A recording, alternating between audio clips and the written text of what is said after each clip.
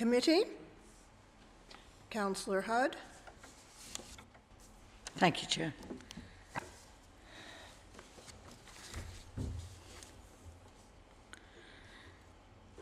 This is a question for Mr. Sodin. From your presentation, I think your main objection, am I correct?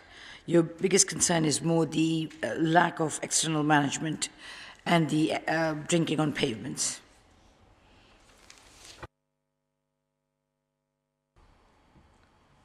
That's, I think, a fair representation. What I would say is that every objector probably has a different perspective based on where they live and how they sort of interface with the pub. So for us, we won't be concerned about, because we're on the same site, we won't be concerned about people looking into our bedrooms and so on, nor do we have an adjoining party wall where potentially, noise will come through. So it's fair to say that, but I would reiterate the point I made, which is if you've already got a problem in terms of volume and so on, at certain points, if that room is occupied by up to 24 people who will want to go outside and drink and smoke, then you exacerbate the problem.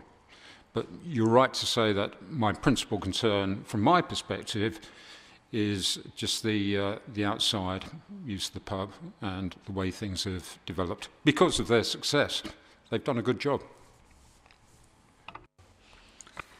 But if there were strong conditions and we were to put a strong external management plan, would that bring you comfort? And for you, Mr. Gazimov, as well?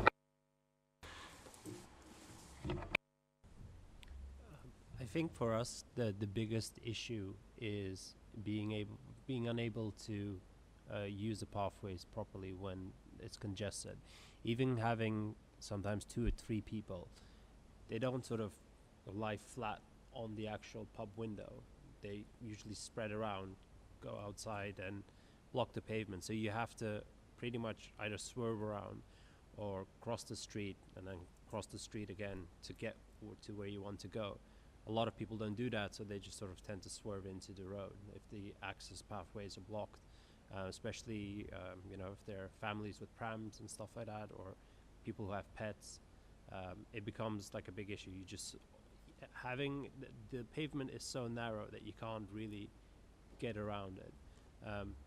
What could potentially maybe be an option is to put some sort of like some tape or something like that on the floor that I've seen at some other pubs, which is not great looking, to be honest, because that brings other issues, so that it does mark where they need to stand and how much space there needs to be for people to pass.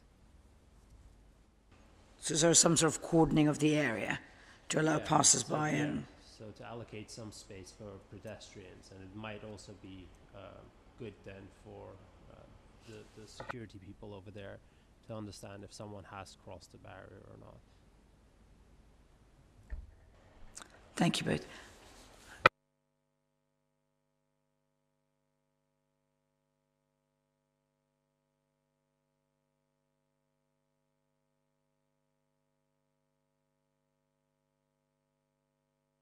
Councillor Noor.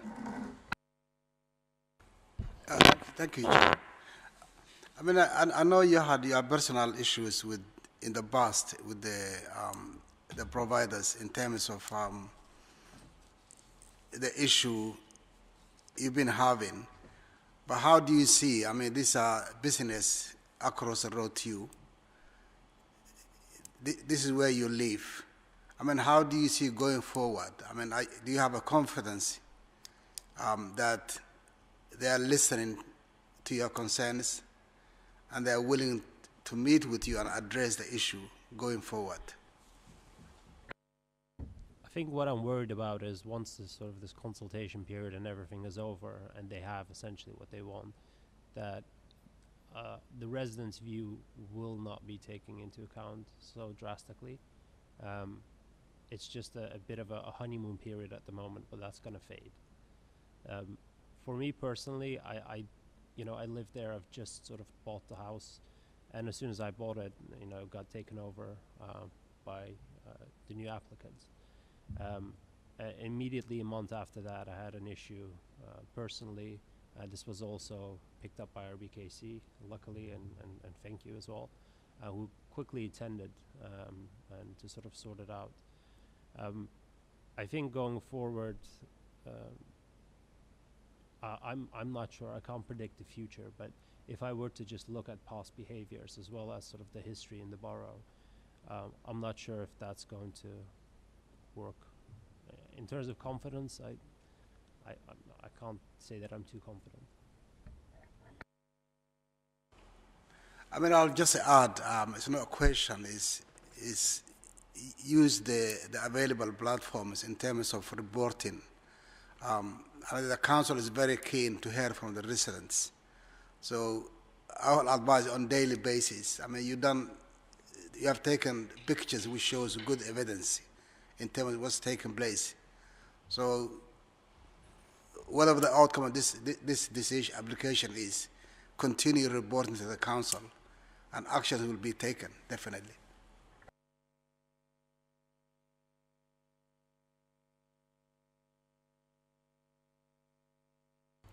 Now, we will like to open up the discussion. We have a few questions of the applicants as well regarding the videos. So I'm just going to change the procedure slightly. So that's okay, yeah? Okay. What time of day was the video taken? Can anyone answer that? There should be a time and date stamp on the lower right corner, but it's very small, but you'd be able to see it there. Holly, can you tell us, please? We couldn't.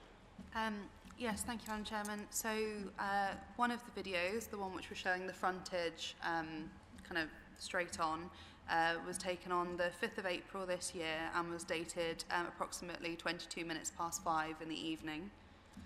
And the other video, so the first one you watched, which kind of showed the side of the door and then the pub immediately to the left, was also on the 5th of April this year and was taken at approximately 20 to 6 in the evening. Okay, so late afternoon. Thank you.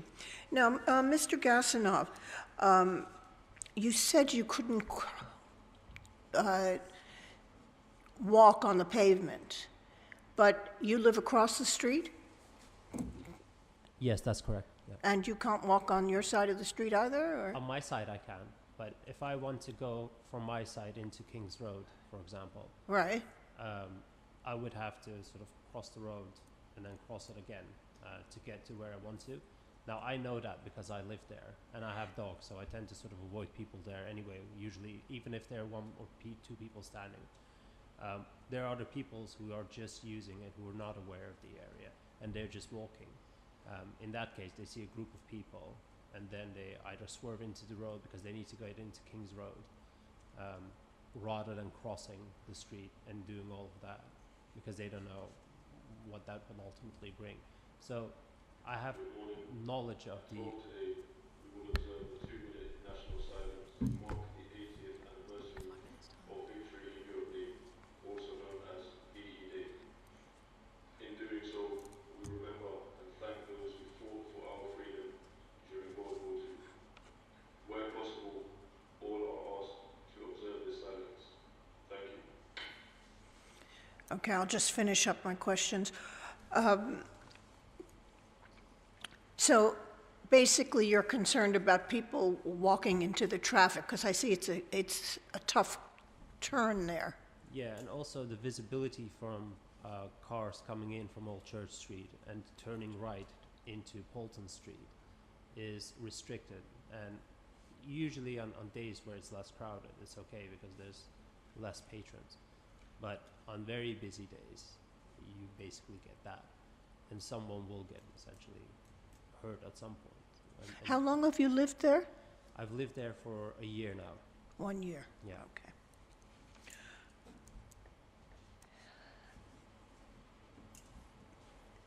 Did you observe that you were buying a house across from a pub? Yes, absolutely. So when I bought it, there was it was under other management, and as soon as I bought it, the management changed. Now I do understand the fact that you live near a pub, which is, you bought a house near a pub, but we also bought a house near a quaint pub, and that's Near a what, sorry? near a quiet pub, like a local pub. Quiet. It's not. We didn't buy it next to a rowdy pub, and when we bought it, there was no outside drinking or anything at all. So it was pretty much. I think you had to make a booking in order to even be there. It wasn't like a walk-in type premise, if I'm not mistaken.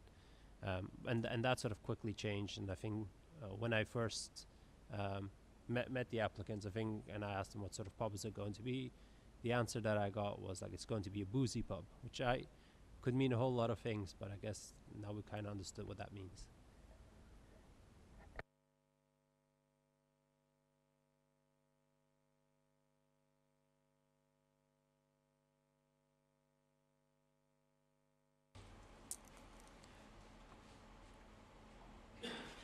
If I ask you, when we come to conditions, I know we asked you what you foresee and you weren't very happy, but if you had your chance, what would make you happy? Aside from saying close the pub or this, let's think practically. What would make you happy? Yeah, absolutely. Also, I just want to say that I do attend the pub. It's not that I do not attend the pub. So I like actually having the pub. I like the energy that it brings. But if it's properly balanced, I just celebrated our Easter at the pub as well, and I had a dinner over there. And, I frequently go there. So I love having the pub over there. It's not a question of not having it. What would make me personally happy is if we could have some sort of, first of all, the way our house is situated is our bathrooms are basically overlooking the pub. I tend to not use the first floor bathroom at the moment. I go to the second floor. So having some sort of screen where there's no outside visibility from inside the pub on the second floor, that would already be a good step forward. I'm not sure how that can be achieved, but there's some sort of sheets or something that could be applied to the windows.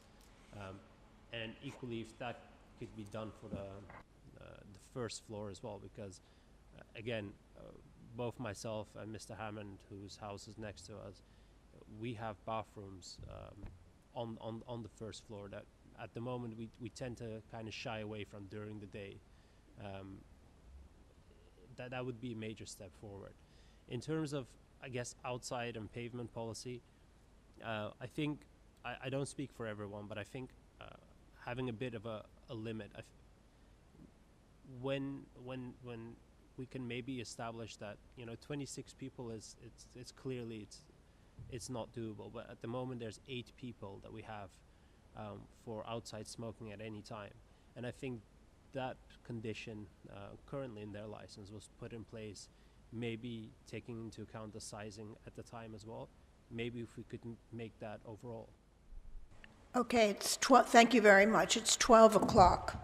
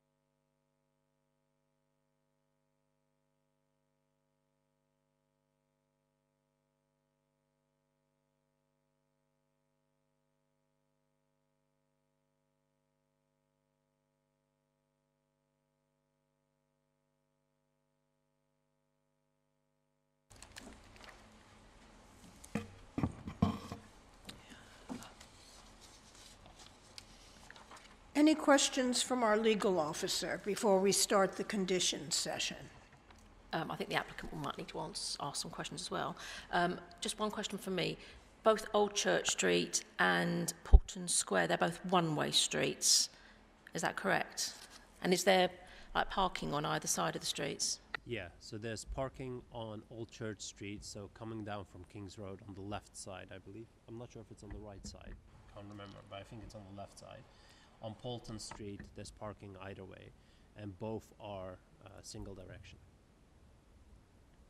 And just to add to that, on the corner, just into Polton Street, there is a bay for bikes, which is generally full.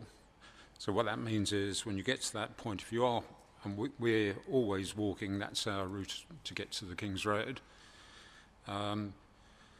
It's not just a question of walking into the road, it's a question of actually walking out around parked cars and those bikes. Are the bikes in the road? Is it a bike Yeah. bay on the road? Okay. Yeah.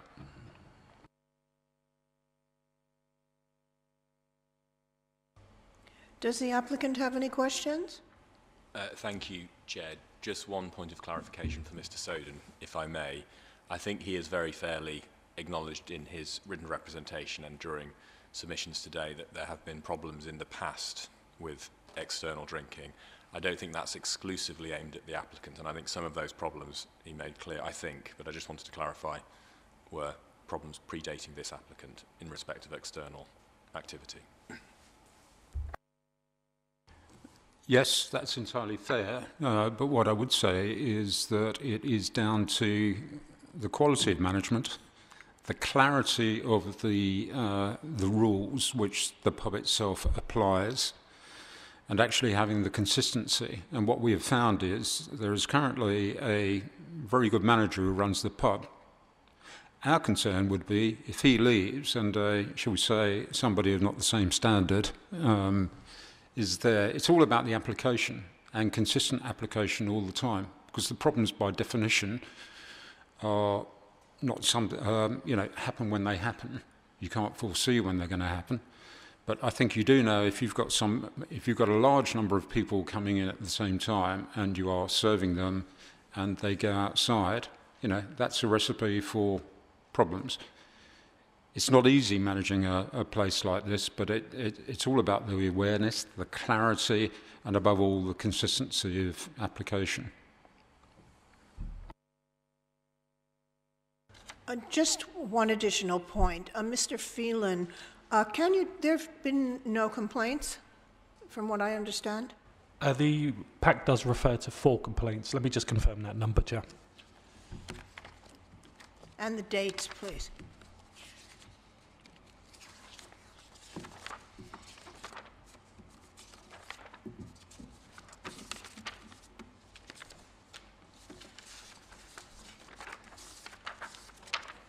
Thank you, Dave. Appreciate it.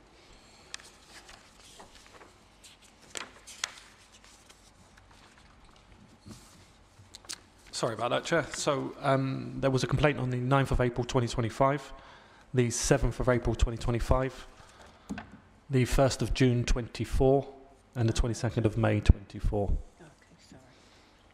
And they're shown on pages 101 and 102 of the report. And if you'll forgive me for coming in, Chair, you'll know I'll make the point. The first 2 complaints in 2024 were shortly after the applicant took over the premises. They've apologised for those teething problems. We then have the whole summer without a single complaint.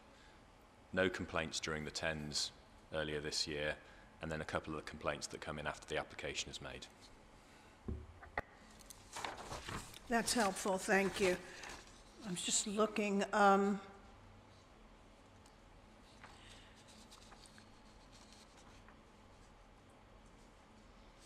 So the licensing officer, was that you? Or no, it was one of our enforcement probably. They had a meeting with the pub in May 2024 and went through the conditions, okay. And you agreed to add signage on the doors to remind customers not to take drinks outside. Did that happen? Yes, it did. Yeah. Okay. And If I may comment on that as well, the signage only... speak louder, Sorry. please. The signage was there in May 2024 for maybe a month, I believe. Then it was somehow taken away, and it only got reintroduced back when the consultation period started for this application.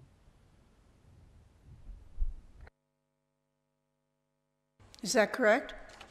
Yes. Hello, sorry.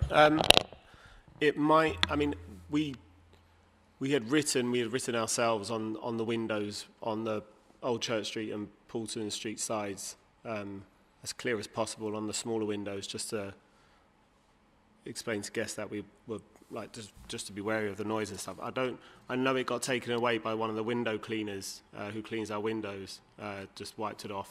We did put it back on.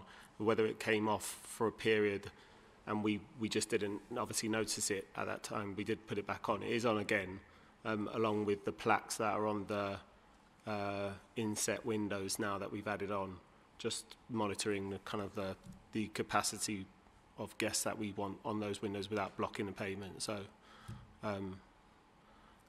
again, apologies if it was missed for a period, but we definitely put it back on. So. What size were they? What size of the plaques? Yes.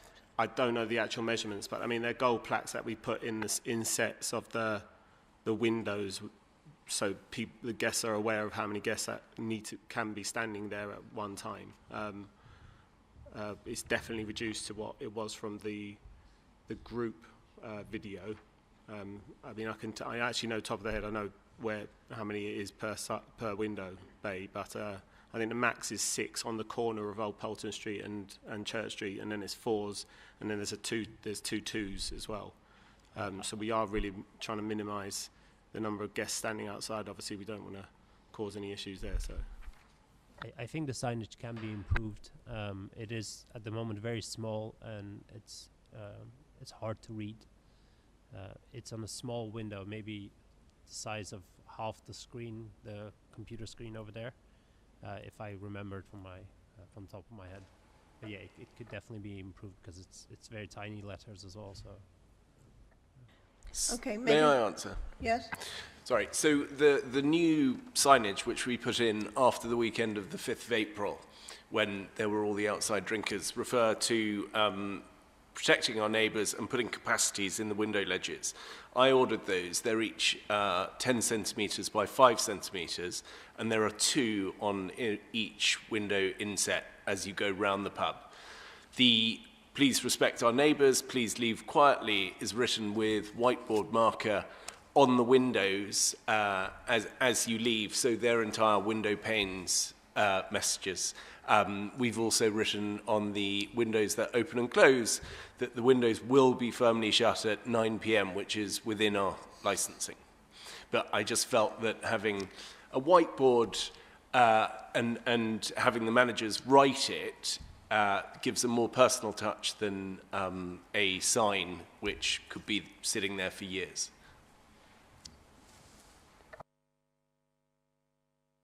Any more questions from the... Yes. This is for either Mr. Gladwin or Mrs. Spiegler. I just wanted some clarification. On the first floor, going back to capacity, what is your capacity on the ground floor?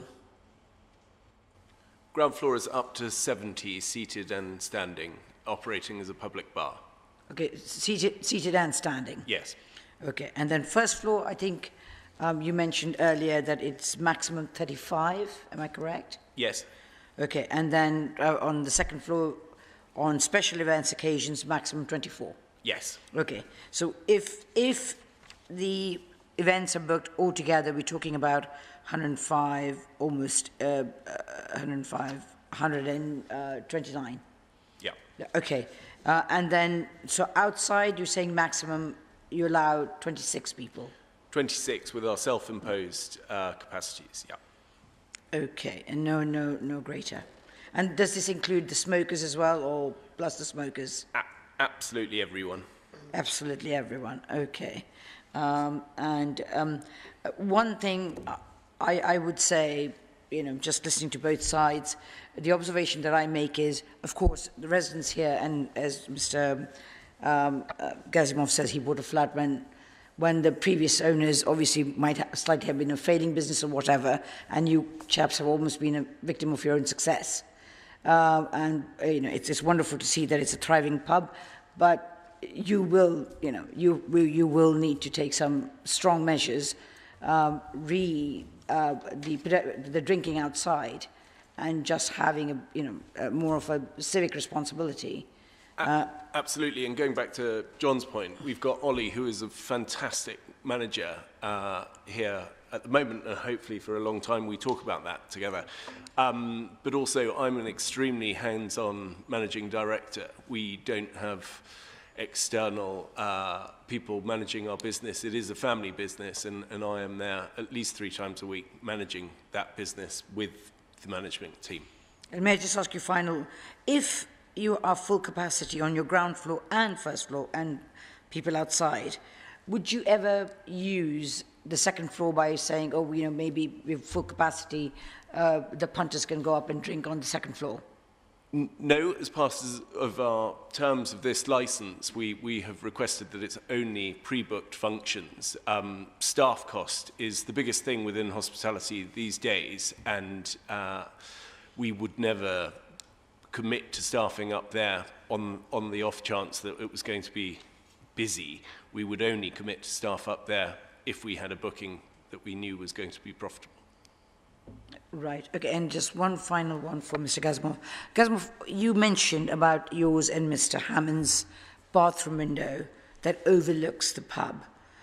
Would it not be easier, would you consider just putting some blinds, considering it's a bathroom, for you, so it allows you the usage of it, and not imposing so much on the pub? Well, we obviously do have blinds. It's a bathroom, so we do have blinds. The thing is, when we try to use the bathroom, one, you don't get much ventilation, because if you have the blinds and you open the window and you put your blinds away, you don't get much ventilation. So that's one of the issues. Second of all, with blinds, it still shows some sort of silhouettes and stuff. So whenever I tend to use it on the first floor, I have to sort of switch off the light, because I just don't want there to be like a silhouette. The only salvage I have is the upstairs bathroom, which I tend to use mostly during the day. And sorry to speak so much about my bathroom routines, but effectively, it's if that's going to go away, and even with that one, I still sort of close everything, and sometimes my wife sort of leaves it open, and then you just sort of come in, and it becomes very unusable, and it does put a bit of a strain. And I think having at least maybe some sort of I'm not sure, those frosted windows on the pubs, and because we're definitely going to have it as well, but we would like to have like some sort of line of sight into the street as well, just for natural light purposes. But yeah, it makes our lives a bit sort of unmanageable. Thank you. Just to add to that, Mr. Gazimov, do you have a smoked glass or anything on your bathroom windows which would filter through the light, but you cannot see in or see out? There are certain glass... They are, but I think that would be a matter for planning. I'm not sure if that's just allowed, if you can just put that, because we are still in the conservation area. It might be worth asking the planning department about that, just to ease your mind a bit. No, of course, it's just whether you get that again. Sorry? Of course. It's a very common feature for windows in this country. Yeah, I know, but it's just whether we get that. That's another question. We can always make the application, but then again, we're going to be the ones having to make that application when we've already sort of bought and we're living there. Shouldn't the pub be doing this if they're going to be the ones applying for? I think our issue really is to resolve the issue. Yeah. So not who does what and all of that. We'll figure that out with conditions. But we're just making a suggestion. Yeah. No, I appreciate that. Thank you. Okay. Any questions from the applicants? If I may, just on that topic, I mean, wouldn't the same be the case if there was a block of flats opposite the interested party's home? There'd still be a risk of people overlooking. And I think you're right in your position that perhaps it's up to everyone to ensure their own privacy. If there's a block of flats overlooking, well, there's no difference whether it's a block of flats overlooking a person's home or a pub, for example. So I'd commend the solutions that you were suggesting, Chair, in your questions. It's only a suggestion. Okay.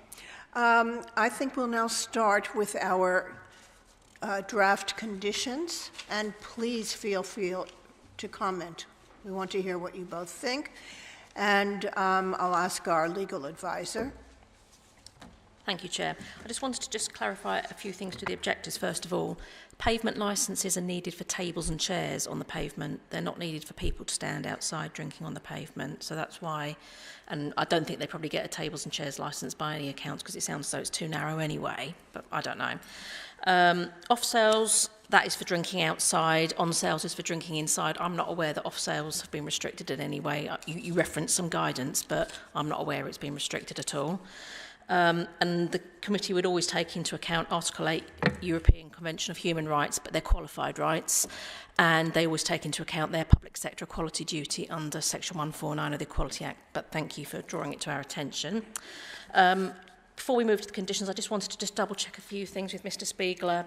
I've noted, this is a new application, but I've noted you've sought unrestricted recorded music, but I'm going to propose it ties in with the opening hours of the property rather than being unrestricted. Is that going to be an issue? That's not an issue. Again, it was simply to try and reflect the status quo, but if it assists, that can come back to the same times for late night refreshment.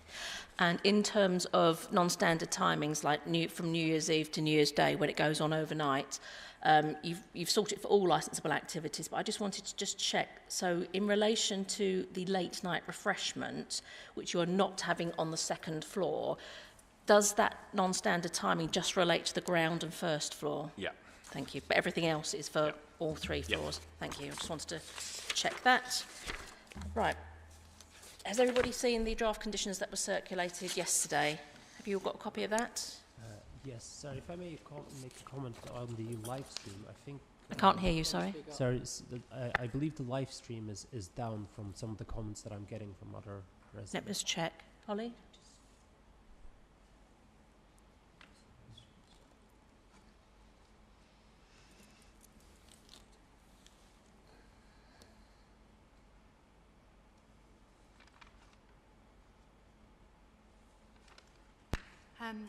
Thank you, Mr. Gasimov. As a result of us having to kind of pause the stream and then recommence it, there is a, if whoever is struggling to view it from home refreshes YouTube, there should now be another live stream going. Okay. I was going to say, it is there, and we'll be able to circulate the link to all interested parties after, if that would be of use. All right, thank you. Thank you. Okay. Right, so everybody's got the conditions. These were put forward by the applicant. The wording in red is my extra or alternative wording. So I'm just going to read through the conditions. If anybody's got any comment, if they wish to speak up. The first section is what's been proposed by the applicant, which obviously is similar to the existing licence. Number one, do you need this? No. Thank you. Number two, are you happy with the slightly amended wording? Yes. Number three, I've kept in no alcohol or other drink to be taken in an open container after 9 p.m, so no drinks outside after 9 p.m. Number four, I think we just wanted to discuss, so both frontages, the forecourt, shall be kept clear of all customers apart from 8 smokers at any one time. You've obviously said from 9 p.m. until the premises closes, but one objector has suggested that it applies at all times. I just wanted your comment on that. Are you? Yeah, so thank you. Insofar as you've just quite helpfully tidied up the wording but not materially changed the effect of the condition, that's agreed, you won't be surprised to hear that the applicant, of course, has to resist any condition, any extra condition on that existing lawful area that either restricts external drinking altogether or limits the capacity, would be resisted. Again, we're very grateful to the residents to say, you know, they enjoy the pub, it's great, but I can't emphasise enough, for this pub to be a viable business, placing restrictions in that way means no pub. Thank you. Do the objectors have any comments on that? I think you mentioned 26 people. But perhaps there's something that we can actually meet in the middle on that, because 26 people is still a little bit too much. That will be 26 up till 9 p.m. Then it goes down to just 8 smokers. Yeah. If I may on that, we're coming up to a condition which requires an external area management plan, and I would suggest to you that that is a better way of dealing with it. Also, bearing in mind the premises on two corners, there are pedestrians walking by at any given moment, there are people entering and leaving the pub. Extremely difficult to manage that 26 capacity as people are coming and going, and much better dealt with by way of an external area management. Better to have a what, sorry? And much better dealt with by way of an external area management plan where numbers are risk assessed and kept dynamic, please. Okay. I mean, if you've proposed 26 people, and that's as part of your own sort of...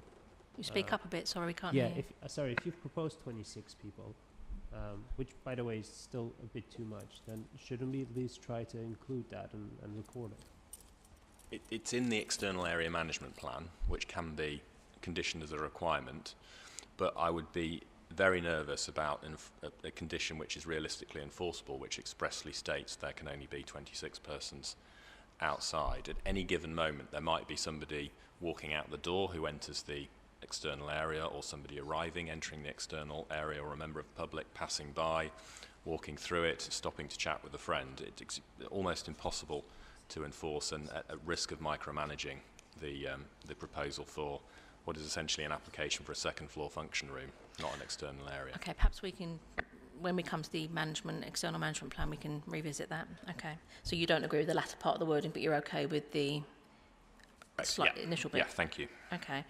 Number 5, after 9 p.m, all windows on the ground, first and second floor will be shut until the premises closes.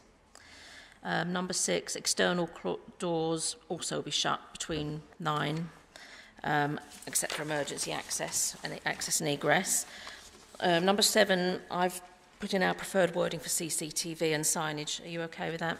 Yeah, I guess on that, and just generally, we have made the point that this is an application about the second floor, not the rest of the premises, but without prejudice to that condition is agreed. And then we skip to number 10. From 9 p.m. until close, a member of staff shall monitor the outside area at regular intervals, but at least every 20 minutes. That's what you've offered. Yep. And then these next conditions relate to the second floor. So the sale of alcohol on the second floor shall be restricted to persons attending bona fide pre-booked private functions or events only. So obviously... I'm just wondering how do we make that distinction? Because if someone books the pub just via the reservation system that you have, just the online reservation system, does that count as a function as well? I don't know how it would work in practice, actually. And how are we going to sort of monitor that as well?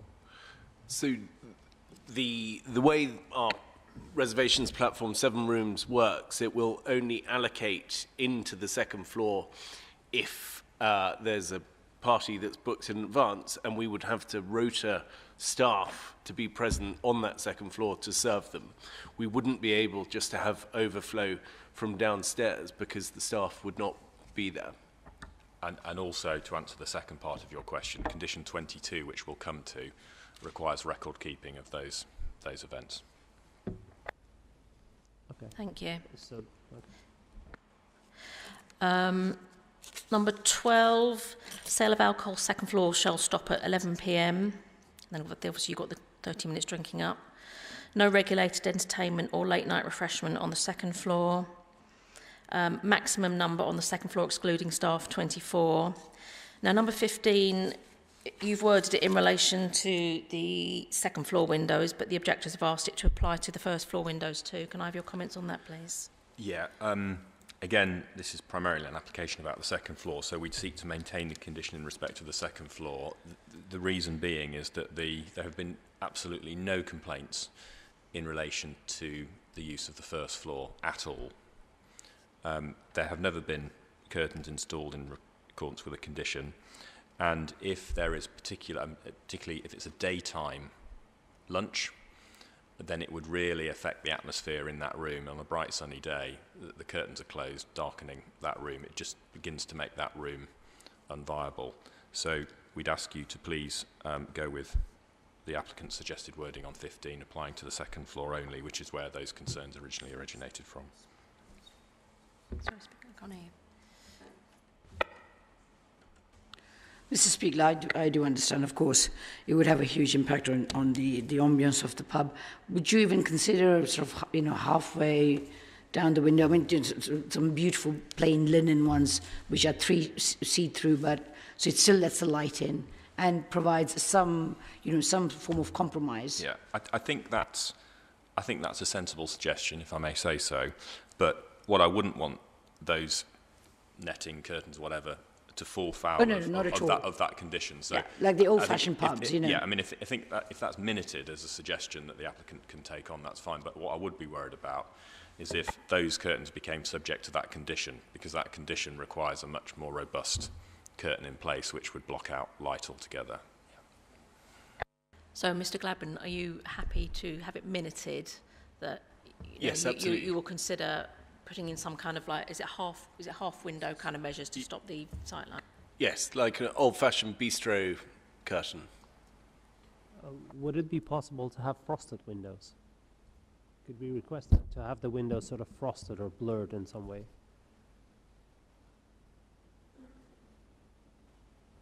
I mean, obviously that will probably go into planning and that will involve more costs, but I mean, I don't know I'm not an expert in what can be done and what can't be done, but you can have, I don't know, sealants put onto windows, or you can have a half silhouette linen. I'm not entirely sure what's up for grabs, but you're saying that you're happy to do something on the first floor as well, which will, screen half of the windows to protect the privacy.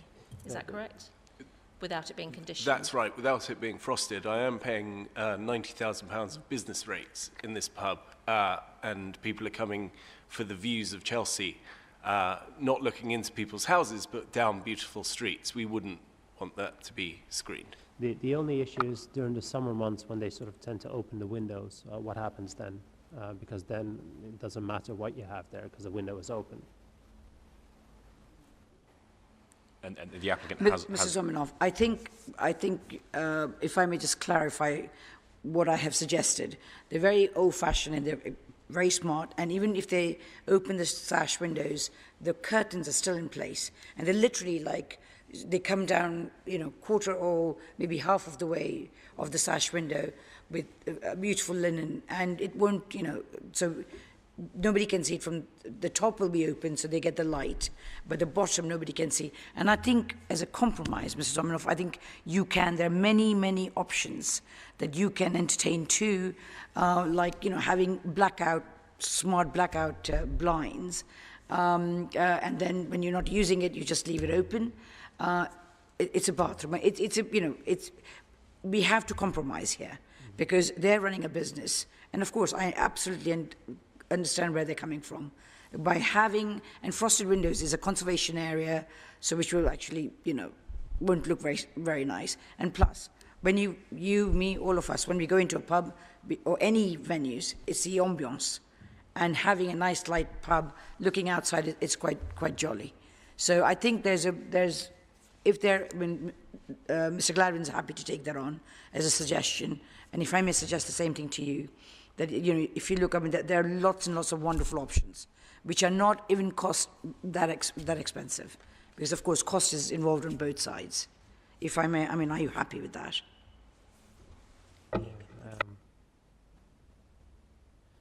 Not really, but I don't really know what else to say. The councillors will make an ultimate decision, but we've heard what everyone's had to say on that, so I think we'll move on. Thank you. Number 16, challenge 25 is pretty standard. Agreed. Are you okay with that? number 17, staff training, pretty standard. Agreed, and a point made by Mr. O'Hare, training builds resilience, and as part of that training, absolutely the external area management plan can be part of it. Yeah, I've got some... And forgive me, on that, having said I just agree, the last line, refresher training every 6 months. Hang on. Sorry. Thereafter, staff refresher training intervals of no more than 6 months. Is that okay? Could we'd ask 12 months would just be helpful. It may be 6 months, but again, we're looking at making sure complete compliance, and if it slips a bit, we don't want to fall foul of that. Thank you. Okay, speak. I beg to differ. Due to the problems that you're having, the issues, I think for safety's sake, it makes sense to do 6 months, and we would appreciate your cooperation on that. We're not going to resist it any further, Okay. Chair. Thank you. Yeah, it's just that Yeah. there are safety issues. Okay. Thank you. Number 18, legible signs. Yes, and we've taken on board the careful feedback in respect of signage a little moment ago, and that's agreed. Thank you. Now, number 19, I think you've got a dispersal policy and an external area management plan. Is that correct? Yes, They're the two. and that condition is agreed. Okay, fine. Number 20, dedicated telephone number on display and email address for any complaints. Yeah, on that, Chair, I hope you know I would ordinarily readily agree that condition. I would ask in these specific circumstances if it could just be amended slightly, just to say that a dedicated email address for the DPS rather than a telephone number. So, but what if there's a complaint during the day that needs immediate attention and people don't And read their also emails till later? emergencies.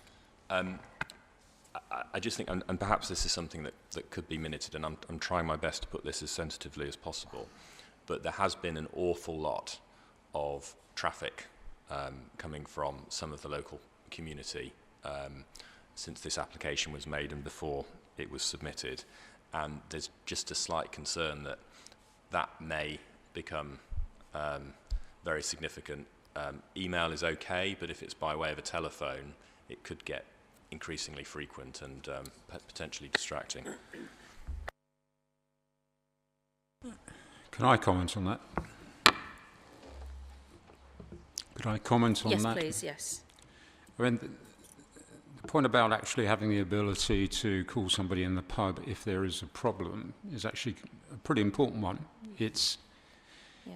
and particularly at night, you know, if we've gone to bed or whatever earlier, the idea that we've got to traipse around to the pub and actually tell them they've got a problem is not helpful. So having numbers that we can speak to, and this is all about cooperation, actually helping them, because it's really tough for the staff when they're busy inside to know what's going on outside all the time. And actually, you know, if we do it on a cooperative basis, a sensible basis, not to whinge or whatever, I would have thought that was actually, you know, in everybody's interests. Yeah, I'd like to add something. It's also to your benefit, because if they have immediate access and it can be sorted, they don't have to make a complaint to the council. Yeah, I appreciate I'm not making a particularly attractive argument here, Chair, and you'll know that I'll usually agree that condition, and ultimately it's a decision for you. But again, without going into too much detail because it's a public hearing, there are telephone messages I've seen, two members of the team sitting with me, that are particularly aggressive, and that's something that we're just trying to control as much as possible, and that's why there's a bit of a concern about having that direct telephone number available to absolutely everybody. There are some, I mean, the vast majority of persons totally fine with. It's just a small minority that there's a concern about private numbers being provided. But it's a matter for you, Chair. You've perhaps put on record our concerns about that, and it's a matter for you. Yeah, I think perhaps put on record your concerns, because I think by deleting it, it would make it difficult for the ordinary run-of-the-mill people, to be honest with you. Yeah, I think also for accessibility purposes, there's So also for accessibility purposes, there are just some elderly people who don't really know how to use email or they have dementia. So, Thank you, that's noted, thank you. Okay, now, reading all the documentation, moving on to number 21, you've said in your documentation that you have door supervisors on duty from 1 p.m. on Saturdays and Sundays and from 7 p.m. on Thursdays and Fridays. So I know normally an SIA condition is only requested by the police. I'm aware of that, and I'm aware there's no responsible authority making representation, but it's what you've said in your document. So I've tried to belt and braces attach a condition to provide some comfort. I know you've touched upon earlier that it might not be busy on a January on a Thursday or something like that. So but can we just hear what you've got to say on this, please? Thank you for the opportunity to come back to you on that. So, in terms of the documentation, you're of course entirely right that that is in there, but that is in there as an indicative number based on a risk assessment. So, it's in tab 3 of the supplemental pack, and it states that a licensed door supervisor will be present when necessary and subject to a risk assessment based on weather, event bookings and expected footfall. And then as a standard guideline, subject to that risk assessment, they're the numbers that are in that condition. What we'd be very worried about is if that is conditioned then on a freezing cold Sunday in January, when there might be 5 people inside the pub and no people outside the pub, there's a strict requirement for SIA supervisors to be on duty. So I hope that you can trust this applicant to risk assess it properly in accordance with the policy they've put forward to you, so that when the weather is warm or when the Chelsea Flower show's on, or if it's in December, then absolutely it will be risk assessed as appropriate to employ SIA supervisors. But to do it every single Saturday, Sunday and Thursday and Friday, particularly during a soaking wet February Friday, again, it goes against the whole purpose of this application to safeguard its future viability as a local pub. So on that, I would, if I may, just for a moment longer, respectfully not agree the first part of that condition, but the second part of the condition, if it assists, the requirement for SIA registered door supervisor that the premises shall be subject to a full written risk assessment, and that can be written. How often would the risk assessment be, though? I mean, and obviously would... Well, it has to happen all the time because of the weather. But then equally in January... Does it work for you if we did it seasonally? From April to October or something like that? Yeah, that would sort of... Yeah, I think we were lucky with this April, but often April's, April showers, it's pouring with rain. So I would ask you please to trust this applicant to dynamically risk assess it very regularly, and they can be trusted to employ the SIA supervisors accordingly. Otherwise, it's a very significant expense to the business. I accept it's an onerous condition, and I accept it's something that we only ordinarily put on if the police request it for crime and disorder. I'd be interested to hear what the objectors have to say about having, not having it as of right, but for the applicant to risk assess, and obviously the onus is on them to do full written risk assessments as to when they need security, like if there's a particular event taking place. And say, for example, if they didn't have security and then something went wrong, then the licensing enforcement officers would go to them and say, show us your risk assessment. I mean, the pub has been doing very well, so they've had a good amount of success. In general, it's been full in the weekends. And during winter months, when there's an off day for whatever reason, and there's only 5 people inside or something that, as you suggested, the security member can always stand in the doorway. It doesn't have to be in the freezing cold outside. So and that's exactly what he's doing now anyway, most of the time in the evenings. It is a good safety precaution for us to have to make pavement drinking a viable option, because you do need someone to manage that outside space. And I don't know how you'd be able to predict which days are going to be good and bad. I mean, seasonally maybe, but it's... in general, the pub has been doing very well. I mean, I think the proof is in the pudding. The applicant is currently employing an SIA supervisor when the weather is warm. You've heard that. There's no condition at all on the licence at the moment. They're voluntarily doing that, and we just ask you to continue trusting them to voluntarily doing that, albeit with an additional safeguard that it's conditioned by way of a risk assessment. There's no condition at the moment, but a condition on a risk assessment rather than If an I absolute, make counter absolute comment restriction on that, would be unviable if it was an absolute requirement all the time. If I may, Mr. Gazimov, please forgive me if you already are, this is clear to me. I think what we're discussing is the SIA guards, which are very expensive for a business. Yeah. Mr. Spiegel, am I correct in understanding that you already have an in-house security chap regularly or on a daily basis, or you don't? Yeah, I don't think it's not quite in-house, but it's a regular SIA registered supervisor that comes in subject to that risk assessment. Right, yes, so but an not on SIA one or Yes. non-SIA one? Yeah, SIA. Yeah, SIA. Yeah. Right, so, and then you want that on a risk assessment basis? Which is exactly what the premises license holder is doing Right, at the and moment. if the SIA security guard is not there, then there's no other security at the pub? Well, there's a because it's employed via an agency, I think. There are other options. Yeah.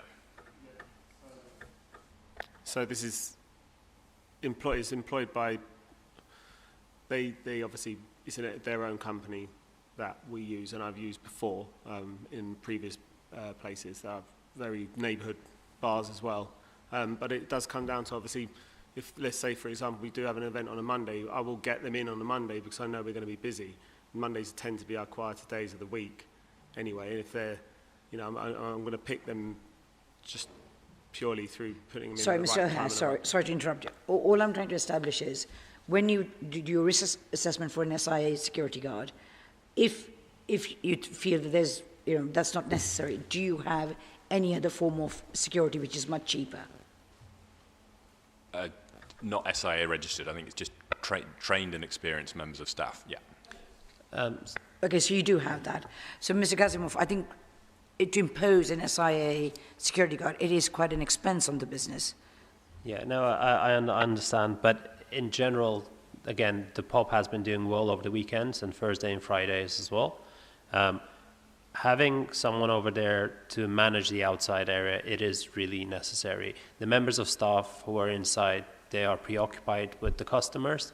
They also, I don't think it's fair to put them in a place of confrontation with potentially rowdy customers, and you do get them as well. So I don't know what other way to do it. Maybe having I'm not sure if this is a thing, another type of security person who's dedicated, who's not SIA registered, maybe that might be an option.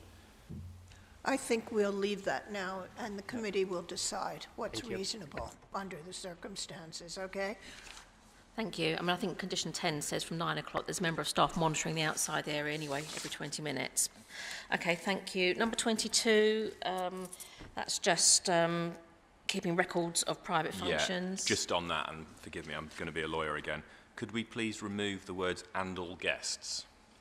The reason being, if we have got our 60th birthday party, we wouldn't necessarily want to record the name of the grandchildren.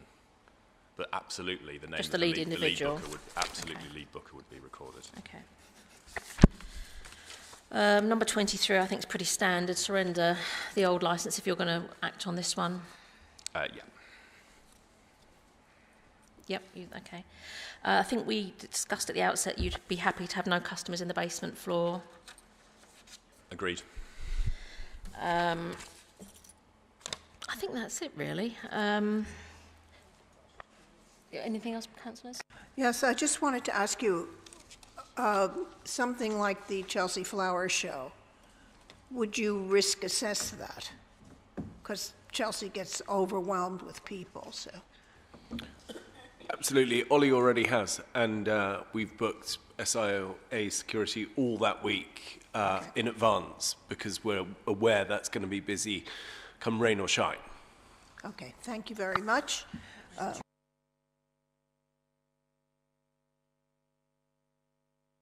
Yeah, we'd like to discuss residence meetings.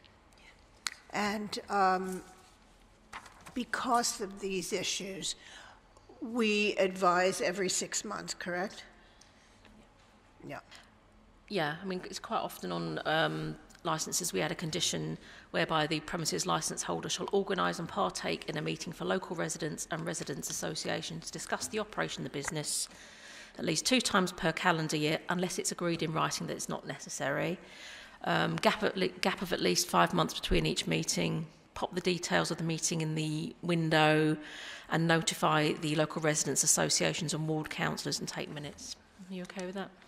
That's agreed. Thank you. I think that's it. Is there anything else that's propped up that you think might need to be conditioned? Anyone? I'm just not clear on the point about the external management plan and whether that's going to be discussed or not. But if I could just add a couple of points on that, going back to what I said earlier. It's not just the numbers outside, but it's the nature of who's outside and, you know, how they're acting. So having numbers, absolute numbers, and saying, well, as long as it doesn't exceed that, it's all fine. It's not fine. You can have 5 people outside who block the pavement completely and act in potentially a rowdy way. So you need to nuance into the plan the whole point about potential nuisance and behaviour. It's not just an absolute numbers game. The other thing I would add is that, and it's quite common in other pubs in Chelsea, where there are adjoining residential homes, to say, you know, please do not go beyond the outline of the pub. And it's back to my point about people just drifting along the pavement, which tends to disperse people, and they disperse because it's a natural thing to do. But it can be very, very, a real nuisance and a real irritant. I mean, the only alternative wording I can think of, I mean, see what the applicant thinks, is to have the slightly longer worded version where you have a dispersal and external management plan to be submitted to the council to review and take on board, have due regard to any recommendations, and once it's been finalised, to implement the plan at all times and send a copy of any revisions to the council, police and environmental health. Your views on that? I mean, we obviously prefer the wording in condition 19 and would seek to stick with that wording. I mean, some of the feedback received during the stakeholder engagement, in fact, was from local residents saying the external area is a lot better managed now. So, there's another perspective to that as well, and we think that the documents in the pack and condition 19 adequately protect against that risk. Thank you.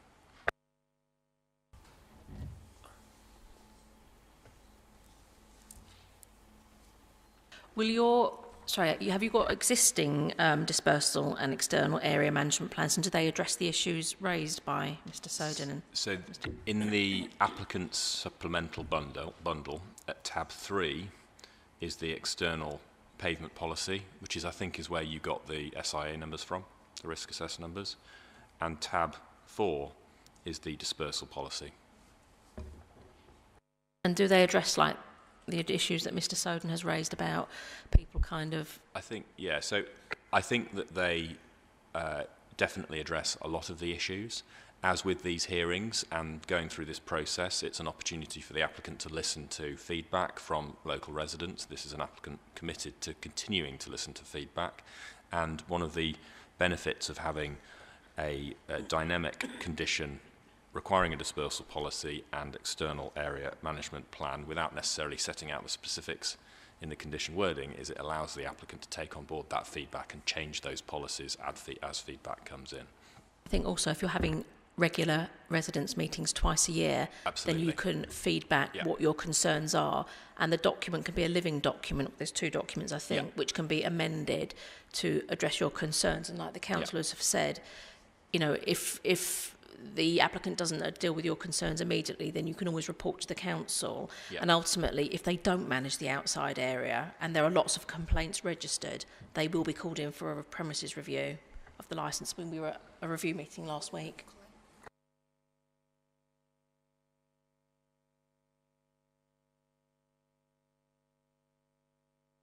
I don't think there's anything else that needs to be discussed condition-wise. Mr. Gastenhoff? you No, wanna say not something? condition-wise, but I think if there's sort of any other comments, could I please just again draw you to the attention of our neighbour Victoria Neve again. So they had an acoustics report. If this is going to be now a licensed area, would it perhaps be worthwhile to go through that process again, just because I'm not sure how her life is going to be affected? So my understanding is, we've heard already that obviously you've got the existing licence and this is like a new application, and the second floor, I think the party wall, there's a private residence of the pub, and then there's the licence area on the second floor. So environmental health, I think Mr. Phelan has already mentioned in relation to this application, because he's referenced an application in 2022 where environmental health did go round, but it was withdrawn.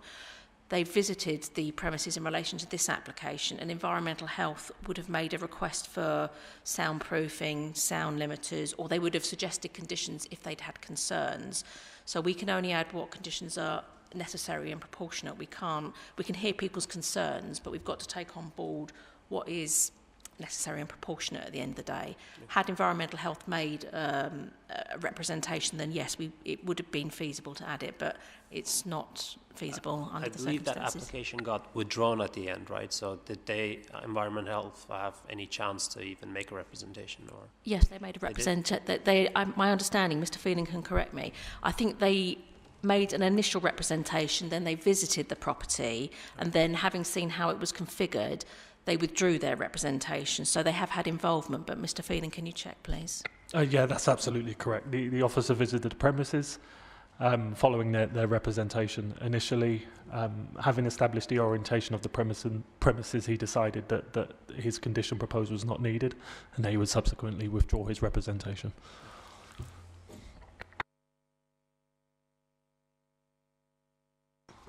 Do our licensing officers have anything to add? And nothing further. Thank you, Chair. And our governance officers, anything to add? Thank you, Madam Chairman. Nothing more from us. Thank you. Thank you. I thank you all for your time and for your very clear presentations and comments, and we will have reached the end of the meeting. The committee now has all the information needed, and we will retire to make our decision in private session.